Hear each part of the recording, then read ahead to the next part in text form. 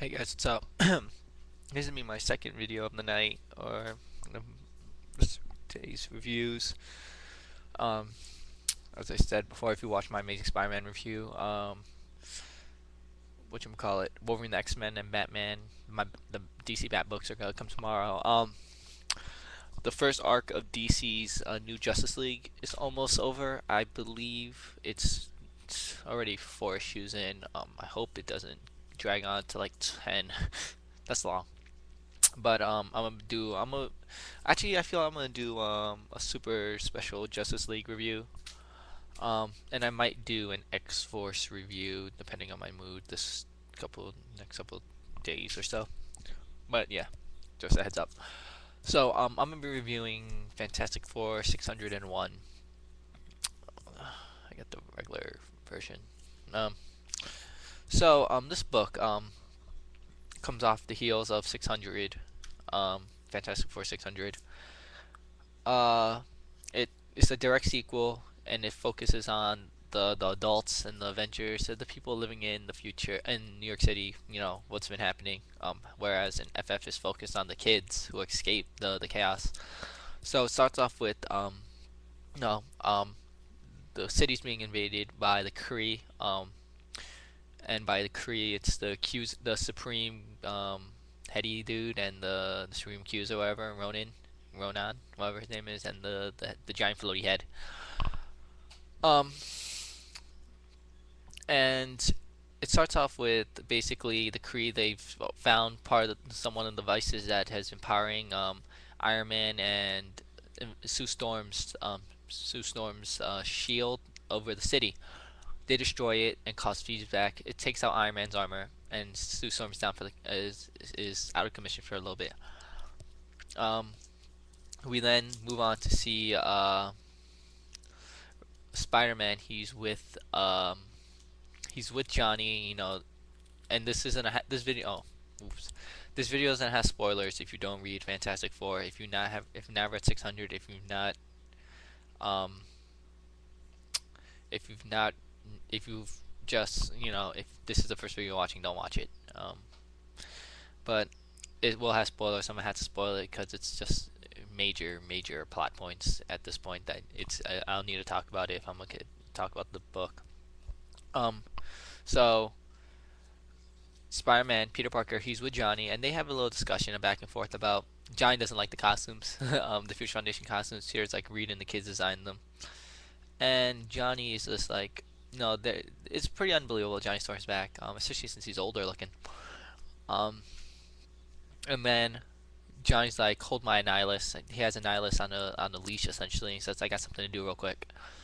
Um, we then see Ben Grimm. He's being pounded on by these Kree robots or like soldiers, and they're just whooping up on him. And he's not really retaliating.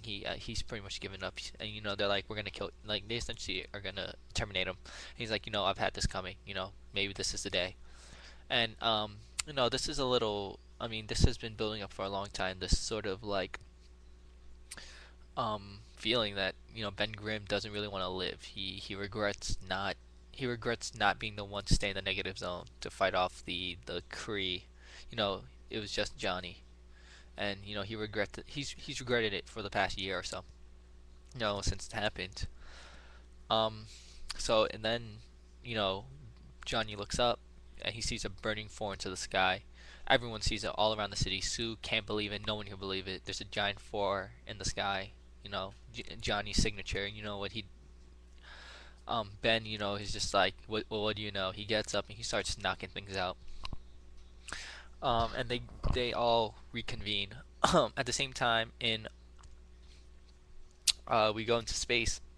I only see Ronan, and he's married to Crystal, wife, sister Medusa. Basically Black Bolt's family. He's part of Black Bolt's family, and he refuses to participate in the siege of the world. And the Supreme Accuser, or whatever, the giant floaty head, I forget what it's called, says, I'll let you live, but take this chance to enjoy it because you're gonna die. So they decide to attack on Earth. Johnny reunites with his family, and they're like, "Wow, this is unbelievable. You look so much older." And apparently, time flows differently in the negative zone. So, you know, it's been 2 years that he's been in the negative zone. So, Reed calculates it in his head. So Johnny's like, I look older. He's like, no, Cree Armada. They've all discussed it. What's gonna happen?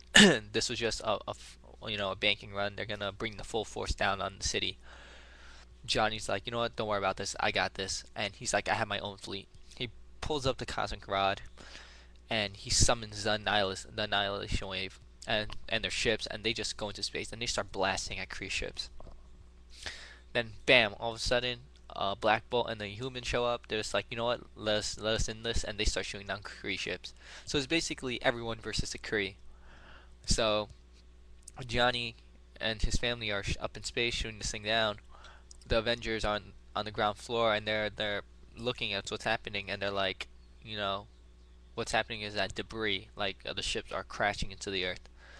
And Reed says, it doesn't matter if we win or not, because even if this is all over, we're not gonna have a city to protect, and that's essentially where that issue ends.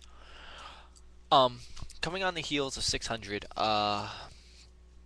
as you know, I was fond with 600. If you've watched my 600 review, um, there, like the bringing back of Johnny Storm, I felt was I felt it cheapened the situation, especially since I think Future Foundation was going well. But now that he's back, it's just like whatever. I believe he's joining the Avengers, so I'm not sure what he's been doing, or he might, no, since there's two ongoings. Um, Story-wise, this book is solid. Since it focuses on it was more action based than FF. There was a lot more action in this. Things blowing up, heroes doing their heroic thing. Not much to complain about story-wise. Except this Johnny. And the only thing I have is the Johnny Storm bringing Bob back to life or whatever. But I'll deal with that. It happens all the time. But solid story writing, not much to complain about. Hickman knows how to write Fantastic Four. He's been doing so for a long time, for like the last 2 3 years. Um, Art wise, the creative team is Hickman, Steve, and Epting. Um, I totally blanked out on who the creative team is. Is Jonathan Hickman, Steve Epting, and who is this? I have the or what papa. Um, it'll come to me, but it'll come to me. But so creative team. As I said, I've already stated my problems with Steve Epting's art style. Um, as I said, I don't like the way he draws the thing. His thing has a weird look. Um, yeah. I don't like the way he draws the thing. He draws the thing very interesting. Otherwise, his art was the art solid. Up to the standard that Steve Epting holds. That he's been drawing. Lines are clean when it counts. Other than that, the sort of redesign of Johnny Storm for the shortness of this issue is no, he's older. I don't like that explanation. Time flows differently. Whatever.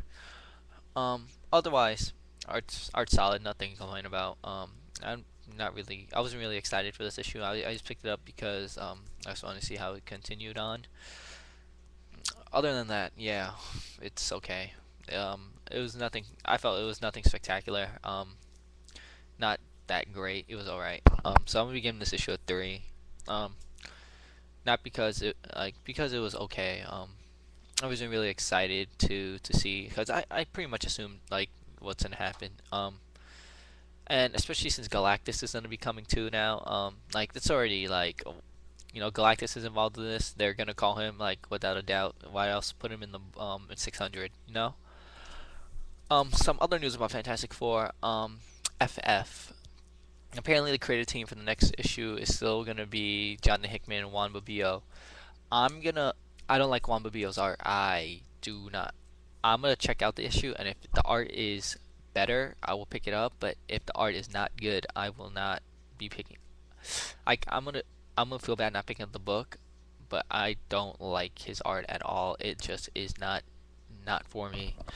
And thing is, if it's good, or I mean, I'm gonna most likely I'll pick up the issue just to keep the run going, so there isn't a gap in my collection. But I'm gonna be wary about it. I'm not looking forward to it, especially because the art just brings me the book down. Especially since I'm not expecting a lot from the book, because the cover by Mike Choi, which this cover is also by Mike Choi, but the other cover I believe is by Mike Choi, and the cover is awesome. I think Mike Choi should have done the art in the book. I thought he did, but apparently he doesn't. So anyway, guys, thanks for watching. Let me know what you think of this video. Yeah, it's short today, just because this one, because the Fantastic Four was just whatever. I felt like nothing spectacular compared to the rest of the Marvel books that came out that I picked up. But no, I'll be going over those in my other videos, so check them out. Check out my old videos if you like, if you haven't seen them. Thanks for watching. Let me know what you think, guys. Let me know what books you're reading, and have a great week.